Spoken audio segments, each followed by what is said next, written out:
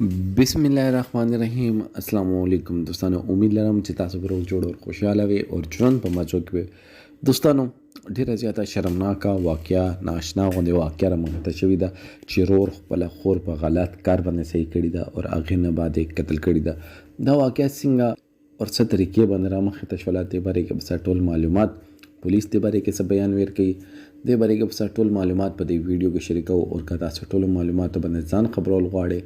مونږ ویډیو ځان سره تر اخره پورې وګورئ او چې کوم مونږ ملګري مونږ په چینل باندې نوي دي هغوی د مونږ چینل مخه ځان سره سبسکرایب کړي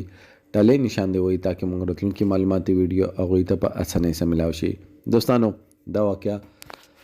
چې ایوو ورور غیرت دې حد پورې هېڅ کله ګنجایش پکې نه وي چې هغه خپله خور په غلط کار باندې صحیح کړي هغه بیا معاف کړي. دوستانو دغه دا دواړه ډېر زیات په غیر حالت کې صحیح کړي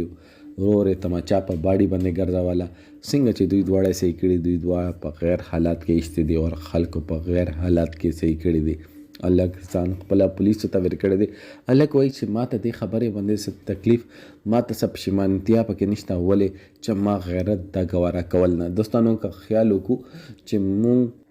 د معاشرے کې فحاشي مونږ جیب کې ګرځو مونږ موبایل کې هر رنګ فحاش مواد موجود دی. د موبایل نه دی دا شیطان دی او شیطان ته لاره مونږ نفس فر کوي که هغه جینې دا که الک دی. دوستانو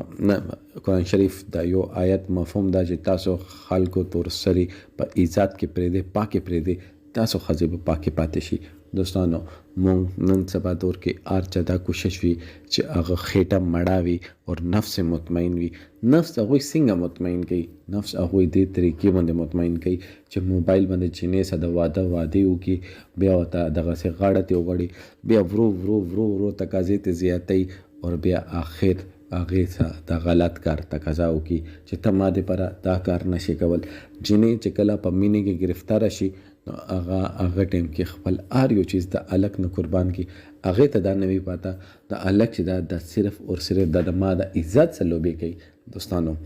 ډېر د افسوس مقام ده. مونږ به آخرت کې حساب کومو سترګو سره څنګه به حساب ورکوو آخرت کې آخر خو به مونږ دا دنیا پرېږدو چې څوک د دنیا کې شته دي که انسان ده که حیوان ده چې څوک هم په دې دنیا باندې شته جنات دي چې څوک هم دي په دې دنیا باندې هغوی به دې دنیای فانی نه رخصت کېږي او آخرت پرې به هغوی حساب کېږي دې ځای پرې چې ملایکې چې دي هغوی